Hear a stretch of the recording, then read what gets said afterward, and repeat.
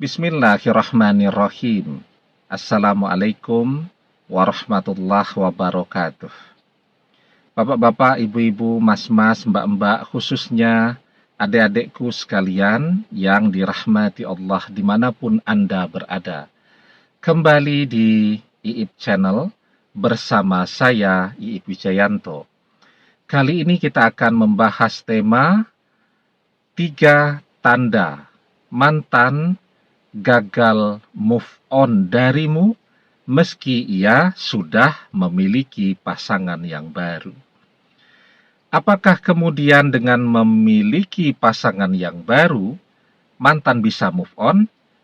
Itu kan teori yang dibangun oleh begitu banyak orang ya.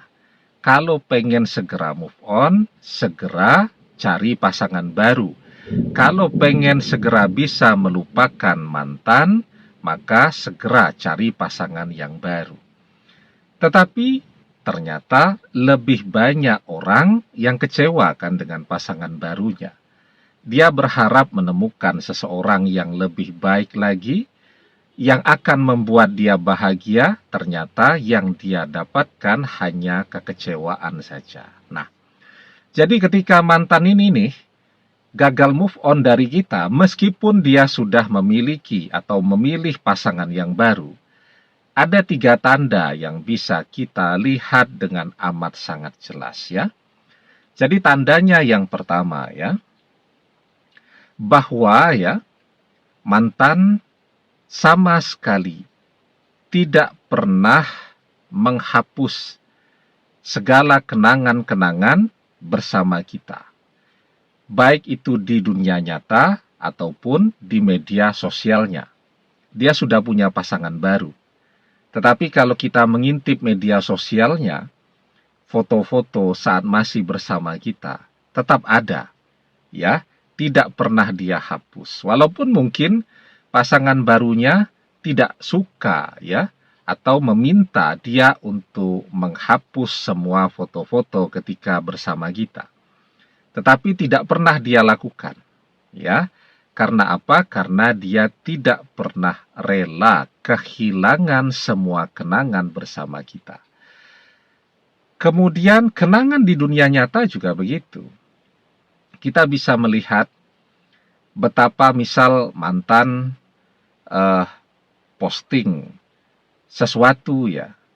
Walaupun itu bersama pasangan baru, tetapi di tempat-tempat yang memiliki begitu banyak kenangan saat masih bersama kita dulu ya.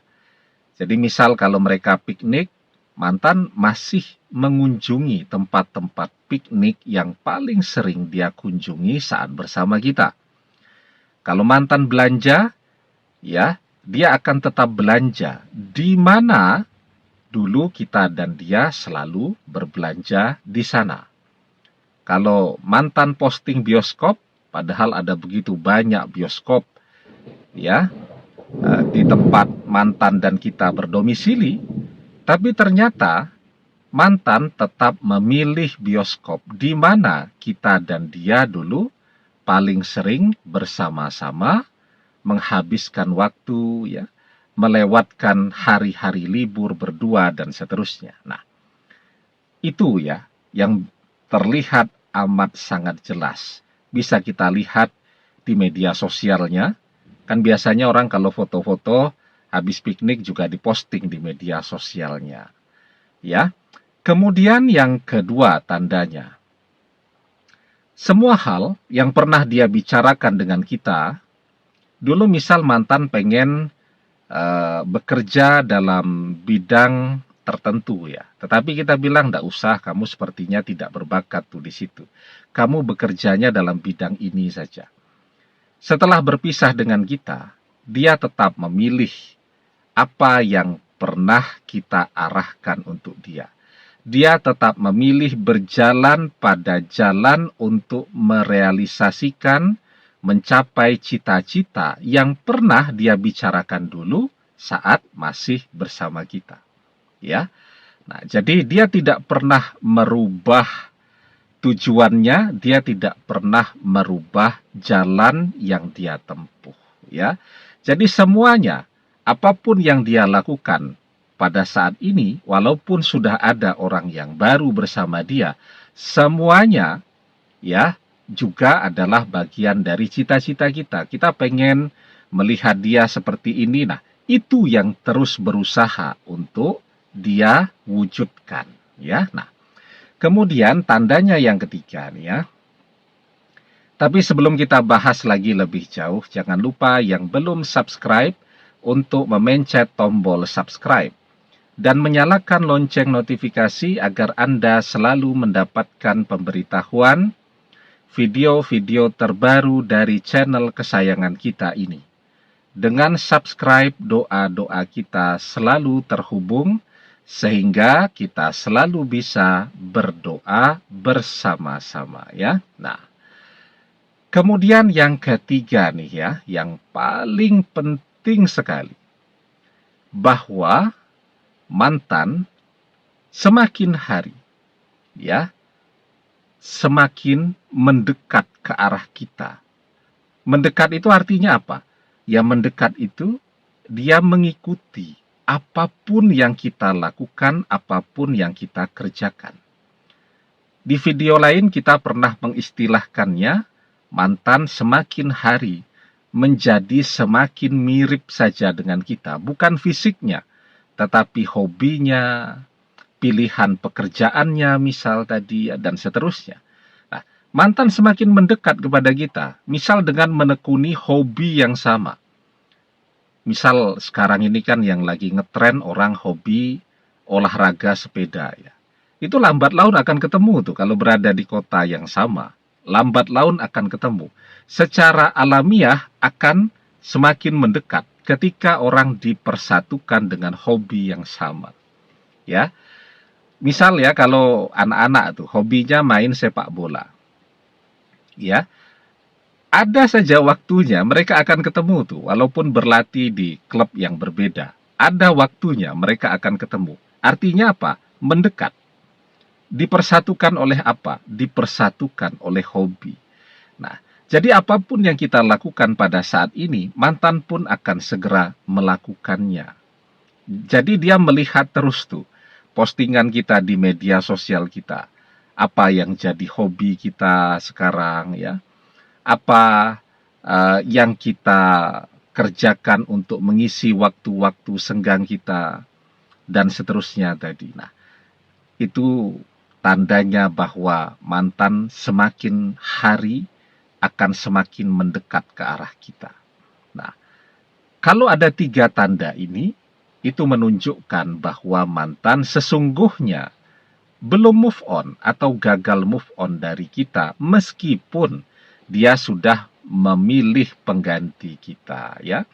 Nah, oleh karena itu ya, sekarang ya, kan yang kita butuhkan adalah menyadarkan mantan ya bahwa kembali kepada kita itu adalah yang terbaik. Toh dia juga masih gagal move on. Kalau gagal move on itu tandanya apa? Tandanya dia masih sangat cinta kepada kita. Maka bagaimana caranya kita menyadarkan dia? Nah, jadi menyadarkan dia itu kita bisa ya, kalau misalnya ada teman ya yang masih bersahabat atau berteman kepada mantan. Nah, kita bisa menyampaikan pesan kepada dia ya, melalui teman atau sahabatnya mantan tadi. Tapi kalau kemudian memang mantan pada saat ini menutup seluruh ya komunikasi kita dengan dia, WhatsApp diblokir, media sosial semuanya diblokir, telepon diblokir, ya bahkan kalau ada teman kita, itu pun semuanya ikut diblokir ya. Kalaupun ada teman dia yang berusaha menghubungkan kita kembali dengan dia, itu juga akan dia jauhi. Nah, kalau memang begitu rupa, maka yang bisa kita lakukan sekarang adalah menyentuh hati mantan dengan amaliyah-amaliyah kita ya, agar hatinya yang keras begitu ya, itu bisa lunak kembali, hatinya yang tertutup untuk kita bisa terbuka kembali. Ya. Jadi apa amalan yang bisa kita kerjakan sekarang? rutinkan saja. Setiap selesai mengerjakan sholat fardu, kita kirimkan misal surat Al-Ikhlas 3 kali kepada mantan. Ya, ila ruhi wal jasadi, kita sebut nama mantan ya. Misal namanya Manda binti Agus atau Rahmah binti Bambang dan seterusnya. Nah, kita sebut namanya. Nah, kemudian langsung kita bacakan surat Al-Ikhlas 3 kali ya. Kemudian kita tutup dengan membaca sholawat 1 kali. Al-Ikhlas ya itu luar biasa. Karomahnya sangat besar ya. Qul huwallahu ahad ta'dilu sulusal Quran. Qul huwallahu ahad atau surat Al-Ikhlas itu setara dengan sepertiga Al-Quran. Itu dahsyatnya luar biasa. Ya, begitu juga kita tutup dengan sholawat Nabi. Sholawat Nabi itu akan memberikan energi kepada amalan kita agar sampai kepada orang yang kita inginkan. Ya, inna du'a mauqufum bainas sama'i wal ardi la yas'adu minhu syai'un hatta tusalli ala nabiyika sallallahu alaihi wasallam. Jadi doa itu diam, mauquf antara langit dan bumi hingga engkau bersolawat kepada nabimu sallallahu alaihi wasallam ya. Nah, kita rutinkan terus ya, kita kirimkan. Insya Allah sebuah amalan yang rutin kita kerjakan akan menjadi amalan yang mustajab. Inna ahabbul a'mali ilallahi ta'ala adwamuha wa in qalla. Sesungguhnya amalan yang paling Allah cintai adalah amalan yang rutin dikerjakan terus-menerus walaupun itu sedikit. Ya, demikian semoga bermanfaat. Wallahu a'lam bissawab, billahi taufik wal hidayah. Assalamualaikum warahmatullahi wabarakatuh.